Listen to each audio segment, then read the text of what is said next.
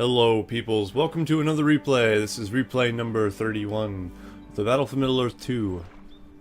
So let's find ourselves a game to watch here. As you can see, the list is still pretty small, so that's a thing. We'll do one of these Minhiriaths, I guess. Might as well. So we'll load this up, see what it's all about. Looks like it's a 2v2 on Minhiriath. So we got Destroyer, myself as the Men of the West up in the top left, and my partner, is Andromeda as Isengard in the top right. Bottom right we have Cersei as the Goblins, and we have Jamie is Mordor in the bottom left, and that is the other team. Jamie and Cersei, I believe I played them in another replay, if I recall correctly. So, hopefully this is a good game. They usually play together, from what I can tell. So my partner is probably going to get alerts and some troops here. Looks like we're being spied on as the Mordor team. Getting his intel. You always want to get your intel on your teammate. Or your opponents, I mean.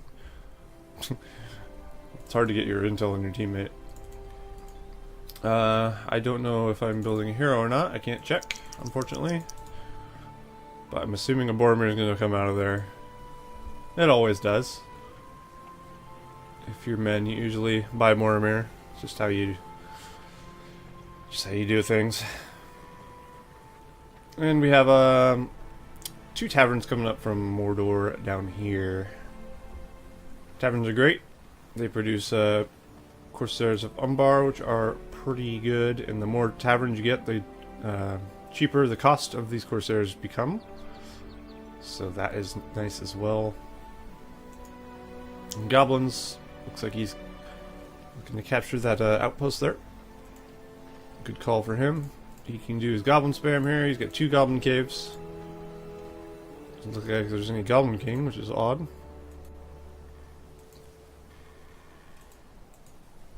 Oh. I have bought Gondor archers, and I'm ashamed of myself immediately. These are terrible troops. Unless you're fighting, like, goblin warriors. Or orcs, I guess. 3. As you can see, the price of these Corsairs is now 320. It's dropped 80 resources by building 3 of those. So that's pretty useful. And my teammate built some Uruk-hai. He's going to capture this outpost, generate his extra resources. Looks like the goblins are just looking to capture that as well. That's not going to happen with those Uruk-hai there. So I'm building. I think I've seen what he's doing. So I figured I'd build archers against swordsmen, right? Because that seems logical. But these archers are just so bad. It's not funny. Their range is really bad and their damage is really bad. So, I mean, they weren't probably the best idea. I think cavalry would have been a better choice. Oh. And the goblins actually managed to knock down this outpost. It's going to cost my teammate 500 resources to rebuild this thing. So that's unfortunate. And looks like orange is moving out a little bit. Let's get an in-depth look at these Corsairs. You can really zoom in.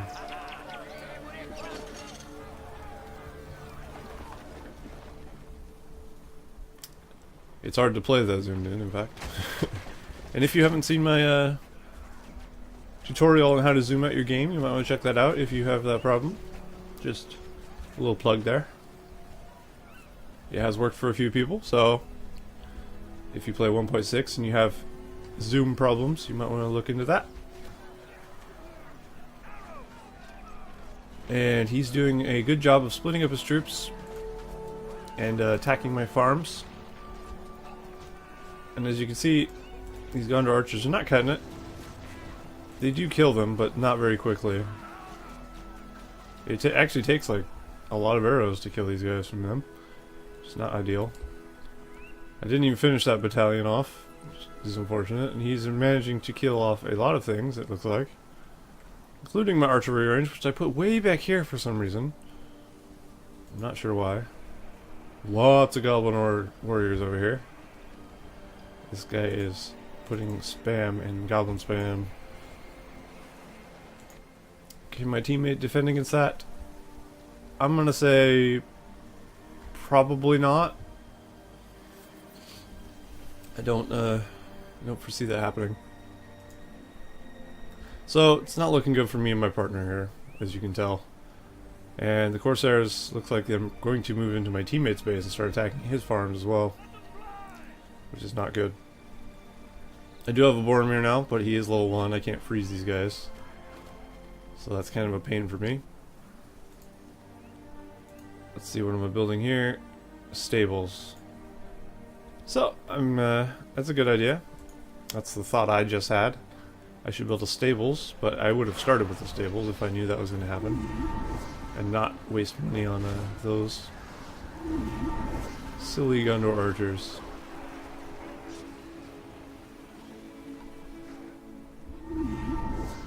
So take that as a lesson. Don't build Gondor archers. It may sound like a good idea, but it's never a good idea. I think they're actually worse than orc archers. I think. Or goblin archers, which are pretty bad too.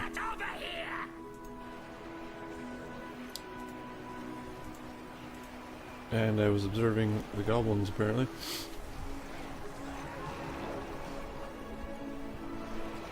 Gorkil is there. So, there's a lot of leadership going on with all these troops. These are useful against the goblin spam, but not much else. I don't even think it one-shots them with the arrows.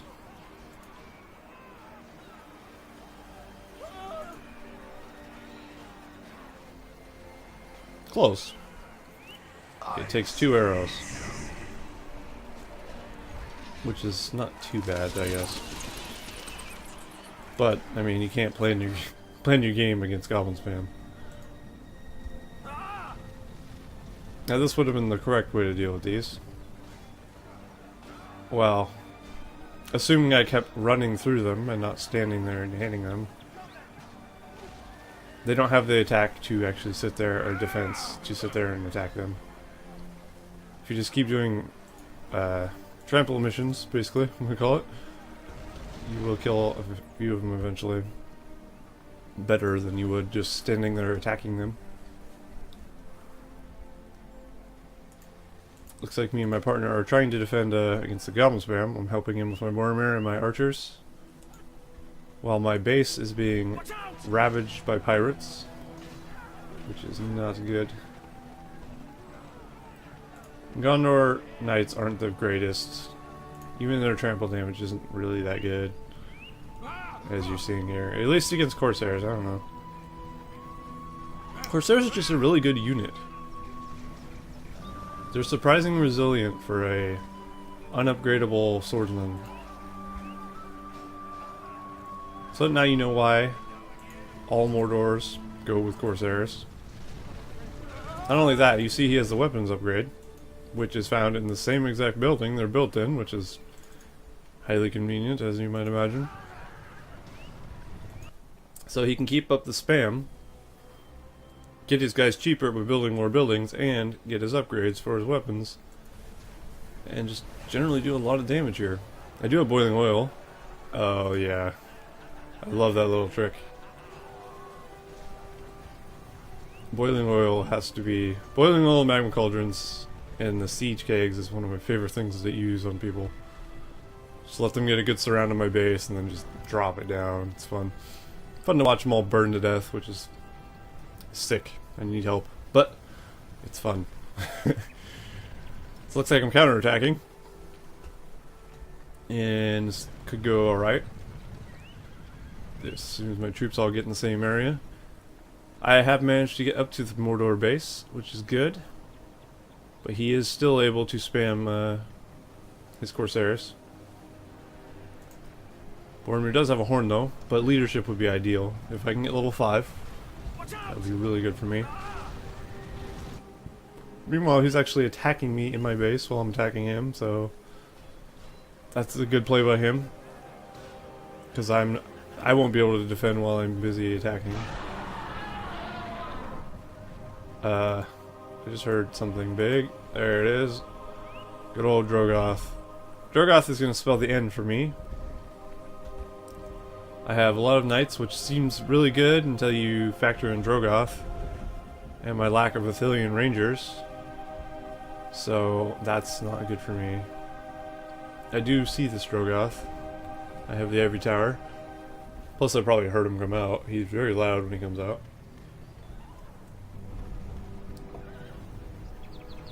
Let's see how our attack is going. Not good, as you can see. Between the Corsairs and this barricade, he has decimated my army. So I'm retreating my Boromirs and some swordsmen to try and save anyone I can, really. My partner's building a wall here. I guess this is a no-rules game. In a no-rules game, you're allowed to do whatever you want. If you weren't aware, there are GameRanger rules people play by. And no walls is one of them. So there's a lot of lava goblins here. Crap load of goblins. Probably yet he's gonna get a good surround on this base. Well, I say that, but he could have done better. If he clicked right here and then attacked, you'd have a good surround. And his Gorko should really be like right here. But that helps. He has some wildmen as well. So my teammate is dead. There is no chance of going back in this one. With that many Goblin Warriors, Wildmen, and a Gorkill, he doesn't have any defense anyway. He's pretty toast. And there's Lurtz. Lurtz can't get back to the base because of Drogoth. Drogoth's knocked down, a real pain. Any flying unit has that kind of knockdown when they hit you, which is very difficult to deal with. Looks like it's taken everything I have to just kill a few Corsairs, which is not good. Meanwhile, more Corsairs are coming in, along with some Easterling support. Easterlings having their weapon upgrades as well, making my Gondor Knights even more irrelevant than they already are. Andromeda has been defeated. That is my partner here. So now it's 2-on-1. Things are looking pretty bleak for me. Doesn't look like I played overly great in this game. It happens. You don't always have a good game. But, you know, you live and learn. So in comes a giant goblin army. And a Drogoth. Drogoth making short work of all my troops, really. Just have to be careful, he doesn't want to lose a Drogoth. I'm pretty sure if you get I haven't used the boiling oil yet. If he gets a good surround, I can drop the boiling oil. I've clicked it, looks like. And let's watch some corpses burn. Awesome. Very, very good defensive weapon, boiling oil. Always get it if you can afford it. But don't get it if you have to sacrifice army for it. Really. So yeah, I'm pretty toast here. I don't have anything to stop him now. I'm trying to get some soldiers out, but it's way too late. Even if I fought off this attack, there would be another 2v1 attack coming my way. And I would be dead. So this is probably the end of the game here. Not too long of a game. I'm not dead yet for some reason. some reason I'm not sure of, honestly. I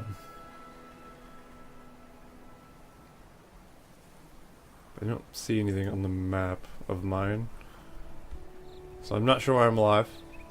Maybe I have a heroic statue somewhere that I'm unaware of. I think heroic statues do keep me alive. No! I have taken control of my partner's base because he left the game. So, I have this Urk pit. Yeah, there we go. I think I finally figured out why I was still alive. I think I was confused, probably. And I was like, oh yeah, I have this base over here. So we got stomped in that game. Not the best. But good job to Cersei and Jamie for putting us down, putting us in our place. So that wasn't too bad. I hope you enjoyed that one, and I will see you in the next replay.